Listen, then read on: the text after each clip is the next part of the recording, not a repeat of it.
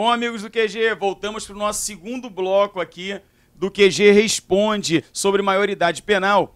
E o QG trouxe para vocês dois especialistas da área jurídica para ajudar aí na sua preparação para o Enem, principalmente na formulação das suas reflexões, dos seus argumentos. Para isso, a gente trouxe aqui a professora e mestra em Direitos Humanos e Direito Constitucional, Flávia Bahia, e o professor Rafael Tonassi, mestrando na Universidade de Coimbra e professor de Direito.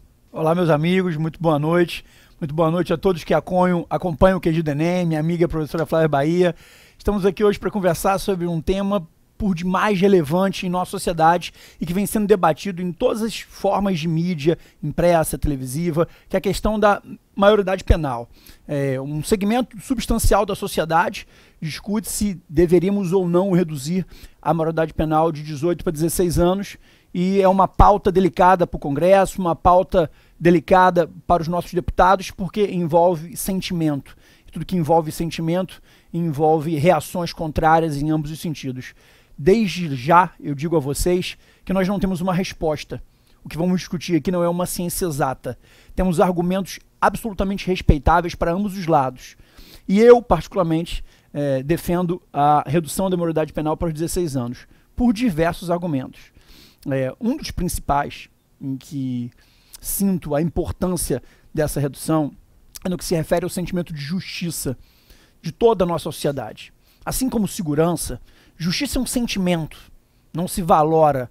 Ou você sente que houve justiça, ou você não sente que houve justiça.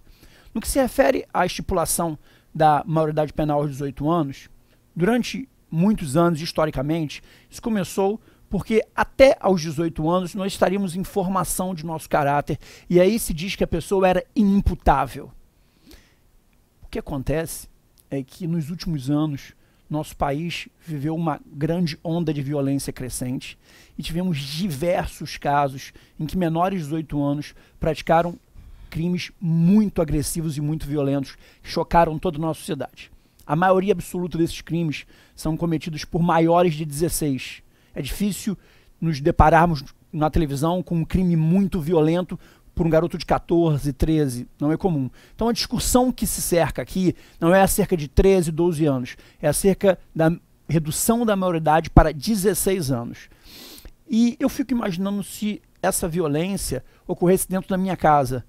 Se a minha família fosse vítima de um crime brutal, de um assassinato, de uma violência sexual, feita por um menor de 17 anos, e que ao final ele simplesmente, tranquilamente falaria para mim que ele está muito tranquilo porque ele não atingiu ainda 18 anos.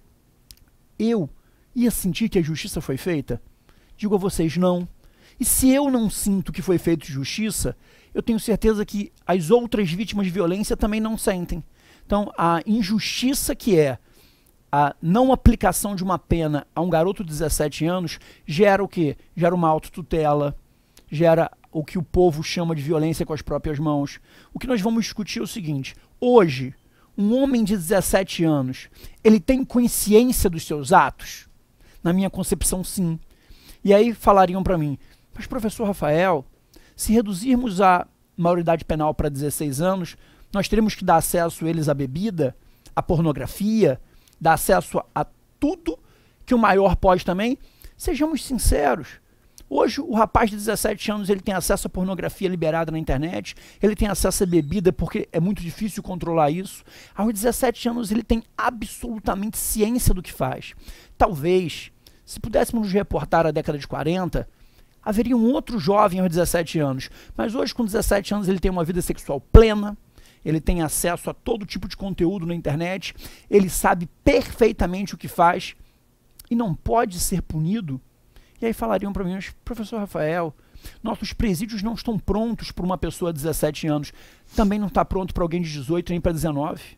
Se a resposta é essa, o de 19 anos também não está pronto porque, infelizmente, o nosso sistema penitenciário a nível nacional está falido. Existem inúmeros e inúmeros argumentos em que eu defenderia simplesmente uma coisa: ele cometeu um crime, eu tenho certeza que a violência não vai baixar, mas que ele seja punido para que aquela vítima tenha a sensação de justiça. Muitas outras coisas nós vamos debater aqui, mas eu gostaria que a professora Flávia falasse um pouco com vocês argumentos a respeito da manutenção dessa idade de 18 anos, porque, como eu disse para vocês, temos argumentos respeitáveis para ambos os lados. E o que se quer aqui não é forçar você a ter uma opinião, a mostrar a você que você pode fundamentar qualquer que seja a posição que você tem que adotar. Professora Flávia, fale um pouco.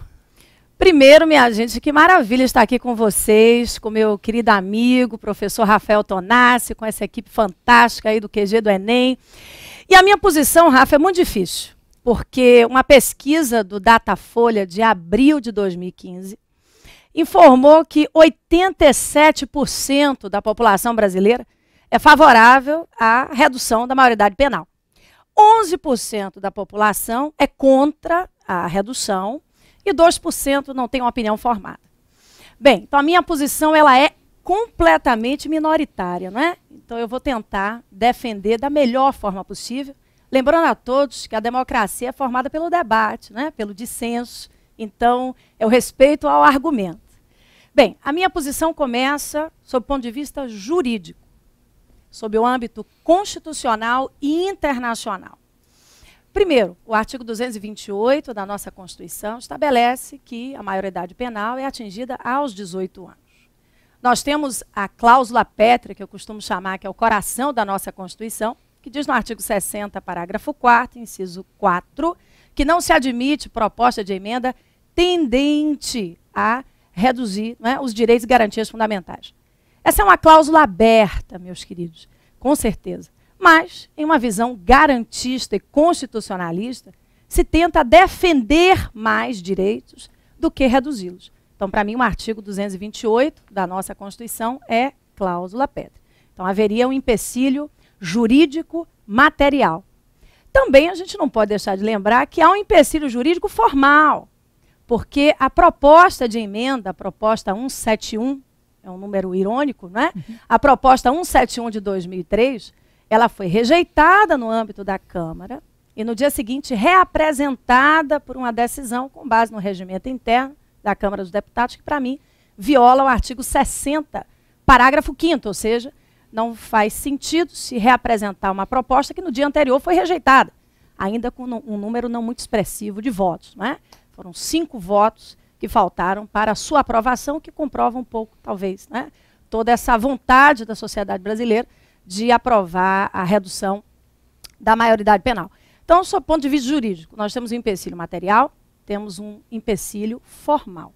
Seria, não é, uma proposta inconstitucional sob os dois ângulos. Mas o professor Rafael trouxe uma questão de sentimento, do ideal de justiça. Então, antes de passar a fala novamente para o Rafa, eu tenho algumas considerações a fazer. Eu também tenho o sentimento de justiça muito forte. Eu também estou indignada com toda a criminalidade. Eu acho que nós banalizamos a morte, mas eu acredito que banalizar a morte não vai ser resolvida com a banalização da vida.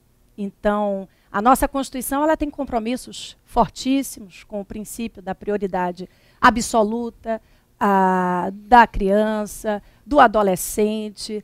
A nossa Constituição ela representa inovações e avanços inegáveis na seara da proteção, não é, do menor.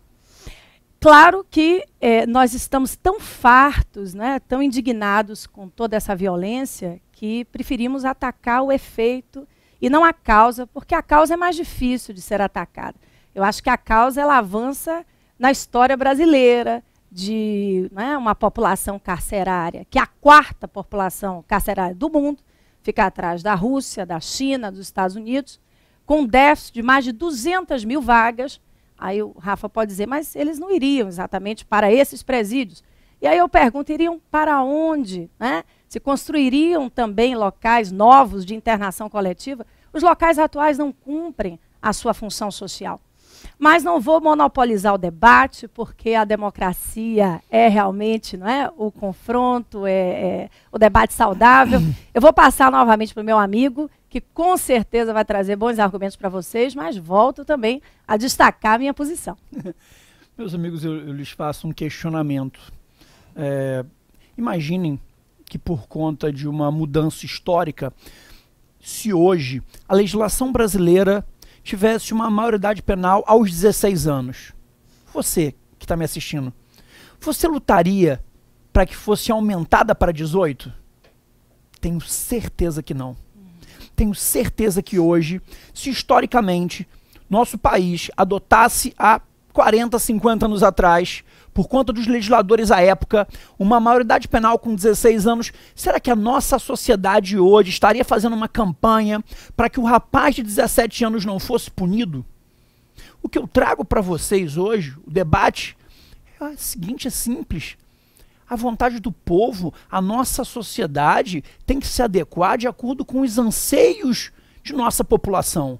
Tenho certeza que no mundo perfeito, nós poderíamos sim ter uma maioridade aos 18 anos, poderíamos sim ter um sistema carcerário que ressocializa o preso, como acontece em outros países, mas temos que viver de acordo com a nossa realidade. Com a nossa realidade. Tenho certeza que reduzir a maioridade penal para 16 anos não acaba com a violência. E essa não é nossa proposta. Nossa proposta não é acabar com a violência, porque isso seria uma utopia. Como diz a professora Flávia muito bem, no mundo perfeito, tínhamos que atingir a causa. Tínhamos que lutar por uma educação de qualidade, por uma saúde de qualidade, por geração de emprego, para que esse debate não tivesse ocorrendo.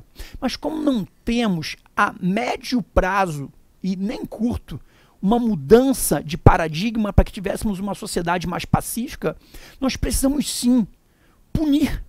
Punir faz parte de qualquer sociedade, dar uma sensação de segurança à população e permitir que um jovem de 17 anos que degolou uma pessoa, que participou de um sequestro, que violentou uma menina, volte para casa sorrindo. Isso é uma sensação de segurança? Isso é uma sensação de justiça? Eu quero que você reflita. Se fosse a sua família, você se sentiria acolhido pelo Estado quando um menor de 17 anos voltou para casa após meses de internação? O que discutimos é esse. A sociedade precisa disso, soltar um menor de 17 anos? Nós precisamos ir ao encontro do anseio de uma sociedade moderna. Hoje, muita coisa mudou. Hoje nós temos casais homoafetivos aceitos por nossa legislação e nós temos que nos adequar à nova realidade, à realidade de um mundo violento. É preciso que possamos fazer algo para que a sensação de impunidade não cresça a cada momento. E tenho certeza que reduzir a maioridade para 16 anos não é a solução, mas pelo menos é um passo para que a justiça seja feita no caso concreto. Naquele pai que perdeu o seu filho, que ele sinta efetivamente justiça feita. Para o próximo menor de 17 anos que pensar em violentar uma menina, que pensar em assassinar alguém, ele vai pensar, eu vou ficar 30 anos na cadeia, será que eu vou fazer? Hoje, o menor de 17 anos, que é um homem feito, ele está sendo usado pela criminalidade para cometer homicídios e todos os tipos de violência, porque simplesmente não importa o que aconteça, ele dá um sorriso de canto de boca e fala, não vai acontecer nada, eu ainda não tenho 18 anos. É esse sentimento de injustiça que nós queremos combater. Só isso. Eu penso em uma coisa quando eu penso a redução da maioridade para 16 anos. Não é resolver o problema do país, é simplesmente que a justiça seja feita. Esse é o principal argumento que eu trago para vocês. Mas vou abrir de novo para minha amiga Flávia para que ela volte a falar. Esse nosso debate está bem polido, não é? Eu estou aqui me remexendo na cadeira e preciso fazer algumas observações. A nossa sensação de injustiça, será que ela vai diminuir se diminuirmos também a maioridade penal? Porque, Rafa, as estatísticas comprovam que uma média de 1% apenas dos crimes, né, graves realizados no país são praticados por menores de 18 anos. Então, a grande criminalidade não envolve o menor de 18 anos. Na verdade, o menor de 18 anos, ele é também a grande vítima, né, vítima de violência. O Brasil perde apenas para a Nigéria em números absolutos de homicídios contra adolescentes, que normalmente são adolescentes de uma camada, né, mais desprestigiada economicamente da sociedade. Bem, outro ponto. Vamos lá. Diminuímos para 16. E aí, amanhã, é praticado um grave crime por aquele com com 15 anos de idade. Então, nós vamos, nesse populismo penal, defender a tese de justiça na sociedade e diminuir para 15 anos. E aí, vem um menor, vamos chegar à África com 7 anos, né? Vem um menor e pratica, né, aos 14 anos, mais um crime. Bem, meus caros, vocês me desculpem, mas eu acho que o nosso sentimento de injustiça, a alta criminalidade do país, ela não vai reduzir, porque a gente reduz em 2 anos a maioridade penal. O tráfico, a criminalidade, vai começar a aliciar os de 15, os de 14. E onde vai parar? Né? Nós vamos ao nascimento, né? Então, um bebê, uma criança que pratica um crime pode vir a ser punida. Eu não acho, sinceramente, que o nosso sentimento de justiça real, porque pode ser que a tese do populismo penal, não é, acabe atraindo a visão de justiça com a redução. Mas será que em termos reais, porque nós precisamos combater a criminalidade, não só em termos jurídicos, mas em termos reais, a ressocialização brasileira é uma piada. São mais de 80% de reincidentes. Nós colocamos no cárcere os grandes criminosos e eles saem de lá, porque lá é uma escola de criminalidade, aptos a praticar crimes ainda mais terríveis. Quer dizer, será que há ambiente social, jurídico, internacional para uma redução de maioridade penal? Segundo os dados da Unicef, a maioridade aos 18 anos ela corresponde a praticamente 70% dos países. Espanha, Alemanha, França, o Estatuto de Roma também estabelece a maioridade penal aos 18 anos. O Brasil não está na contramão do mundo, né? Porque nós não somos um país, né, altamente generosos com relação à maioridade. Nós estamos na média, né? E eu acho, sinceramente, que o Brasil adora um paliativo. Não temos vagas, não temos escolas públicas de qualidade, então vamos para o sistema de cotas, que é algo polêmico também, não é? Para mim é um lado altamente positivo de inclusão social, mas não deixa de ser um paliativo. A gente não consegue, né, melhorar as escolas públicas, então vamos reservar um número de vagas para que pessoas, né, que não teriam a mesma chance consigam ingressar nas universidades. Nós não conseguimos defender a nossa juventude, nós não respeitamos a Constituição com relação à ampla responsabilidade que o texto nos traz com relação à sociedade, Estado, família. Nós falhamos, né? Nós falhamos na educação e proteção do menor. E aí agora vamos, né, simplesmente descuidando de toda a causa, atacar mais uma vez o efeito. Eu acho que é uma medida populista, que em termos reais não trará consequências, como o Rafa disse, não é? O sentimento de justiça. Eu acho que esse sentimento de injustiça, essa alta criminalidade, não vai ser combatida com a redução da maioridade daqueles que praticam menos de, os dados certos não sei, mas com certeza menos de 4% dos crimes no país, segundo o Ministério da Justiça. Em respeito ao debate... meus amigos, na verdade... a redução da maioridade penal não resolve. Isso não exclui que nós também tenhamos nas próximas décadas que investir em educação, que investir em saúde, que investir em infraestrutura. Uma coisa não exclui a outra, que continue havendo um investimento. O que a professora Flávia colocou muito bem, e quando um menor de 15 anos cometer um crime bárbaro, hoje... crimes bárbaros cometidos por 15, 14 anos não são comuns. Então é um problema que não temos que nos debruçar hoje. Qual o problema que bate à nossa porta hoje? É o menor de 16, 17 anos. Mas se porventura, daqui a 30 anos, se a nossa sociedade for assolada por crimes por menores de 15 e 14 anos, que de novo, venhamos nos debruçar diante desse debate, será que não é o momento do de 15 também ser processado? Trago uma experiência norte-americana, em alguns estados, como funciona a maioridade. Ela, a partir dos 12 anos, ela é analisada no caso concreto, de acordo com um laudo pericial, se aquele menor tinha ciência do que estava fazendo ou não. Se aos 13, por exemplo, ele tiver uma evolução social, cultural, e que fique comprovado através de uma perícia médica que ele tinha absoluta ciência do que estava fazendo ao degolar alguém, que ele responda aos 13. Não é ainda o problema da sociedade brasileira. Não temos que nos adiantar por isso. Nesse nesse momento, eu não quero que o de 13 responda. O Brasil não clama por isso. Ele quer que aquele que 17, que degolou alguém, responda. E a professora Flávia traz um dado importante. 4% desses crimes tenham sido cometidos por menores. É só a gente pensar o tamanho de nossa população. Temos aproximadamente 200 milhões de brasileiros. Quanto que daria 4%? 8 milhões de brasileiros. Então, dentro dessa seara de 8 milhões de brasileiros, os crimes cometidos por eles, vamos reduzir para 4%. Não, claro, 4% não é todos que cometem crimes, mas dos que cometem dentro desses 8 milhões, eles não teriam que responder? É muita coisa. O que nós pensamos é simplesmente, não vamos melhorar, não vamos mudar o país. Mas para aquele pai que perdeu sua filha, a justiça foi feita. É muito difícil, meus amigos, você perder uma filha e 2 anos depois, aquele que assassinou sua filha está no bar tomando cerveja, olha para você e dá um sorriso de canto de boca. Porque quando ele cometeu o crime, ele ainda não tinha 18 anos, apesar de ter absoluta e total ciência do que estava fazendo.